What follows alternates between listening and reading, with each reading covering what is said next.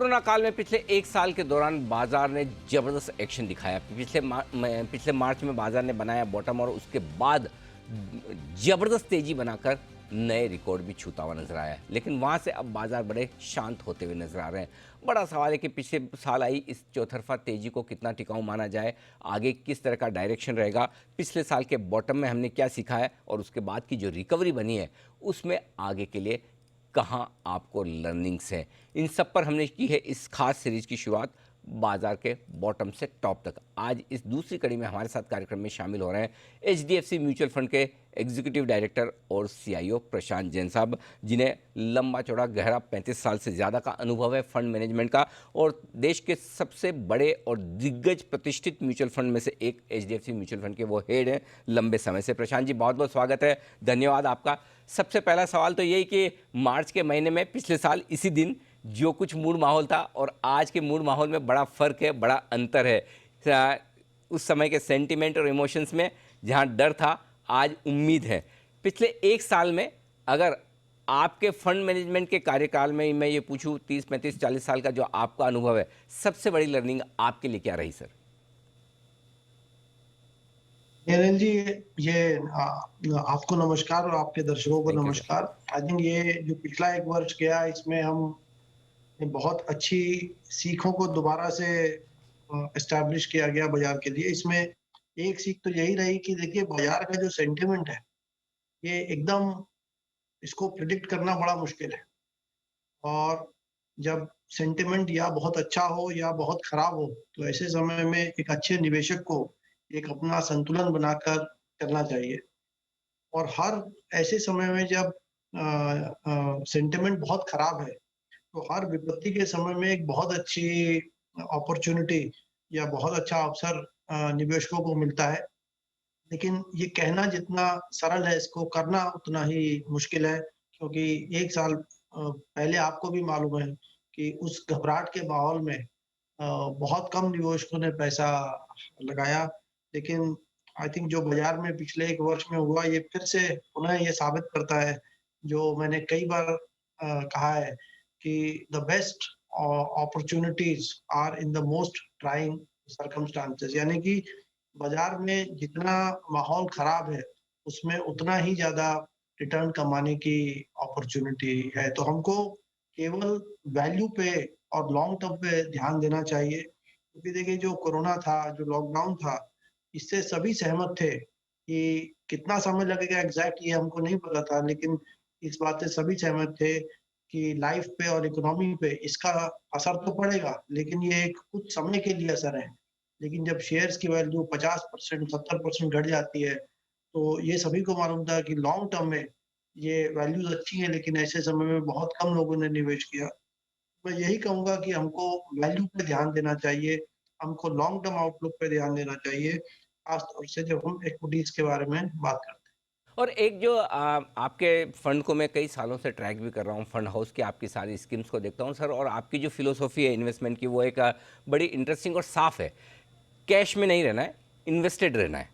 अच्छे स्टॉक्स हर वक्त हर बाजार में अवेलेबल हैं और आप पैसा लगाकर आराम से इंतज़ार कीजिए अच्छे समय का। और मेरे ख्याल से पिछले साल 2020 में जब बॉटम बना, तब इस स्ट्रेटेजी ने बहुत आपको फ़ायदा दिया होगा। नहीं तो काफ़ी लोग एकदम बॉटम पर निकले और जब तक वापस एंट्री करें, ये सिर्फ एक आम इन्वेस्टर की बात नहीं, कई फंड मैनेजर्स की भी कहानी है, तब तक काफ़ी देर हो चुकी है।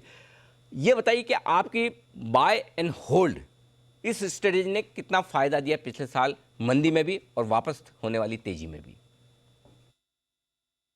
देखिए अनिल जी, जब लॉकडाउन हुआ, तो ये एक बहुत ही इसको एंटिसिपेट कर पाना बड़ा मुश्किल था, और बाज़ार में जो रिएक्शन आया, वो बहुत शार्प था, बहुत जल्दी था, तो उसमें कुछ भी ज़्यादा करने का समय किसी को नहीं मिला। तो उस समय सभी के पास 2 रास्ते थे कि या तो हम शॉर्ट टर्म में अपना लॉस कम करने की सोचें, और या फिर जो है, जो एक लॉन्ग टर्म के हिसाब से अब जो हो गया वो हो गया, उसके हम कुछ बदल नहीं सकते।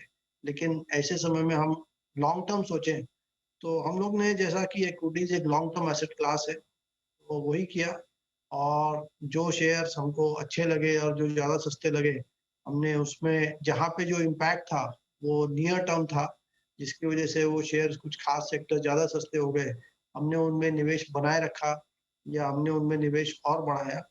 इस स्ट्रैटेजी की वजह से शुरू के कुछ 1-2 क्वार्टर्स में, साल के पहले हिस्से में हमारा स्कीम का परफॉर्मेंस भी इम्पैक्ट हुआ। लेकिन जब जैसे-जैसे लोगों को समझ आया कि ये कोरोना का जो दौर है ये खत्म हो रहा है, वैक्सीन आ गई है और एक सामान्य स्थिति आने लगी, वैसे-वैसे जो इकोनॉमिक सेंसिटिव सेक्टर्स थे, उनमें काफ़ी इम्प्रूवमेंट आया और उससे हम लोग का परफॉर्मेंस भी काफ़ी रिकवर किया। तो और मेरे ख्याल से अब पिछले 1 वर्ष को पूरे को देखा जाए तो मेरे ख्याल से यही एक सही नीति या अप्रोच थी मेरे राय में। बिल्कुल। अ, काफ़ी लोग प्रशांत जी ये समझते हैं कि शायद मिस कर चुके हैं उस समय। अब पीछे देखते हैं तो ऐसा लगता है कि अरे! पिछला साल मार्च तो कितना बढ़िया समय था पैसा लगाने का, अगर लगा लेते तो ठीक था, मिस हो गया। अब जो मिस कर चुके हैं बस को और अब देख रहे हैं कि वापस बाज़ार तो इतना ऊपर हो गया, अब क्या करें? क्या अब भी फ्रेश इन्वेस्टमेंट करने के लिए सही वक़्त है? क्या इन्वेस्टर्स के लिए ये मार्केट ठीक है अभी? अनिल जी, ये प्रश्न मैं बाज़ार में लगभग 30 साल से हूँ और ये हर एक घटने के बाद जब बाज़ार बढ़ता है तो लोग ये प्रश्न हमेशा पूछते हैं। लेकिन इसका जवाब वही है जो इतने बार दोहराया जा चुका है। वो यही है कि देखिए, ये बात तो सही है कि जो एक बहुत मंदी से जो एक क्विक रिकवरी में जो पैसा बनता है, वो अवसर तो चला गया है। लेकिन जो लॉन्ग टर्म निवेशकों के लिए अपॉर्च्युनिटी है, उसमें मेरे ख्याल से वो अच्छी है। और जैसे बाज़ार सेंसेक्स आपको मालूम है 40 साल पहले 100 का था, 1000 हुआ, 2000, 5, 10, 15, 20 और हर लेवल पे लोग यही पूछते हैं कि क्या अब ये बहुत महँगा हो गया? और अब 50,000 के सेंसेक्स में भी वही पूछते हैं। मेरा मानना ये है कि इंडिया एक ग्रोइंग इकोनॉमी है और इसमें पेशेंट इन्वेस्टर्स के लिए अच्छी अपॉर्च्युनिटी अभी भी है। और मेरी समझ में जो इंडिया का इकोनॉमिक आउटलुक है, वो आज के समय में कोरोना के समय या लॉकडाउन के समय से बेहतर है और इसके 3-4 कारण हैं। एक तो ये कि पूरे दुनिया में और भारत में जो इंटरेस्ट रेट्स हैं, इसको सरकारों ने काफ़ी कम किया है इस डिफिकल्ट इकोनॉमिक एनवायरनमेंट से को ठीक करने के लिए।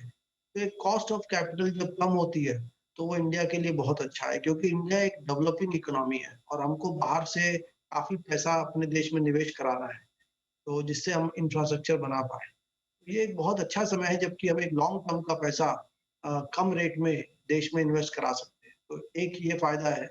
दूसरा ये कि क्योंकि कोरोना का और चाइना का एक काफ़ी वहीं पे इसका ओरिजिन माना जाता है और चाइना जो दुनिया का सबसे बड़ा मैन्युफैक्चरिंग का गढ़ है, जो सबसे बड़ी सप्लाई चेन वहाँ थी, उसमें काफ़ी डिसरप्शन आया और इसलिए देश के जो बड़ी कंपनीज़ हैं, अब वो एक अल्टरनेट सोर्स को डेवलप करना चाहते हैं।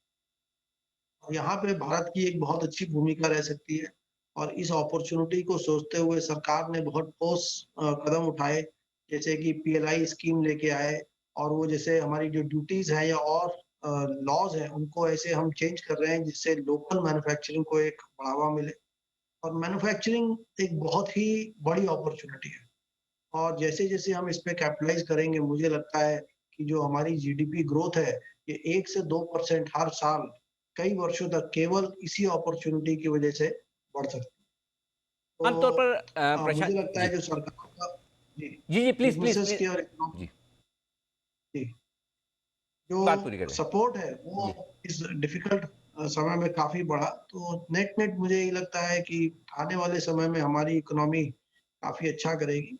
और यदि हम मार्केट कैप टू जीडीपी देखें या मल्टीपल्स देखें तो बाजार के औसत हैं, वो बहुत अधिक नहीं है। तो एक जितना इकोनॉमी में प्रॉफिट्स में ग्रोथ रहेगा, उतनी कंपाउंडिंग मेरे ख्याल से समय के साथ-साथ आनी चाहिए।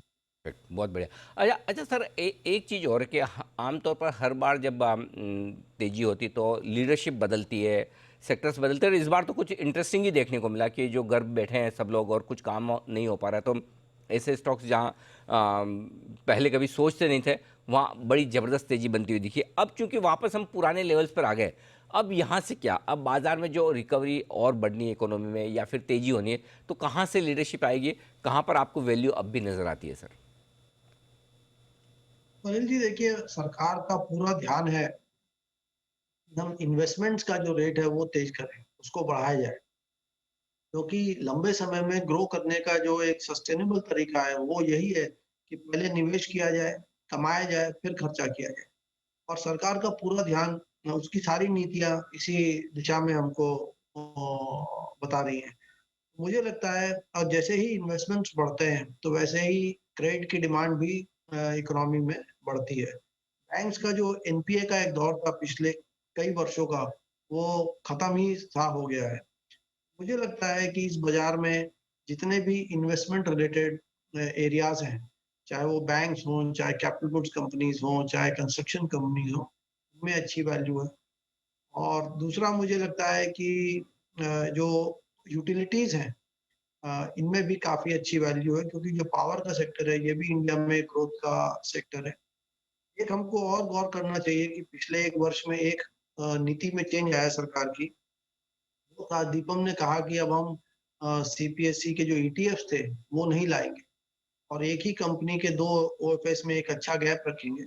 और सरकार का एक सबसे बड़ा पॉलिसी में चेंज रहा फ्रॉम डाइवेस्टमेंट टू प्राइवेटाइजेशन और इसको आई थिंक माननीय प्रधानमंत्री जी ने और वित्त मंत्री दोनों ने एकदम साफ-साफ शब्दों में कहा है। तो मेरे ख्याल से जो एक पीएसयूज़ के शेयर्स काफ़ी दबे हुए थे, ये मेरे अनुसार ईटीएफ की स्ट्रैटेजी के कारण वो अब फैक्टर वैलिड नहीं है, तो इनका भी आउटलुक ठीक है।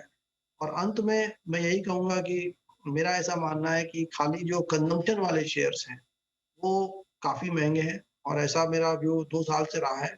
अभी तक ये प्ले आउट नहीं किया है, लेकिन मेरा अभी भी यही मानना है कि जो कंज़म्पशन के शेयर्स हैं, हालाँकि वो बहुत अच्छी कंपनीज़ हैं, उनमें लॉन्ग टर्म सस्टेनेबल ग्रोथ है, लेकिन उनके मल्टीपल्स जो हैं, वो काफ़ी बढ़े हुए हैं। हम्म, तो जहां महंगे हैं वहां पर थोड़ा सा अब इंतज़ार करें, लेकिन सरकारी कंपनियों में अब भी तेज़ी की पूरी पूरी संभावना है। प्रशांत जी, बहुत बहुत शुक्रिया, धन्यवाद आपका सर, हमारे लिए वक्त निकाला और आपने बाजार के टॉप से बॉटम तक इस सीरीज़ में अपनी राय हमारे दर्शकों के साथ शेयर की। बहुत बहुत धन्यवाद सर। धन्यवाद। बिल्कुल। और इस बीच बाजार मजबूती के साथ ट्रेड करते हुए दिख रहे हैं। सुप्रीम कोर्ट के फैसले के बाद बाजारों में मजबूती बरकरार है। एक छोटे से ब्रेक का वक्त है, ब्रेक के बाद जल्द लौटेंगे, बने रहिए हमारे साथ।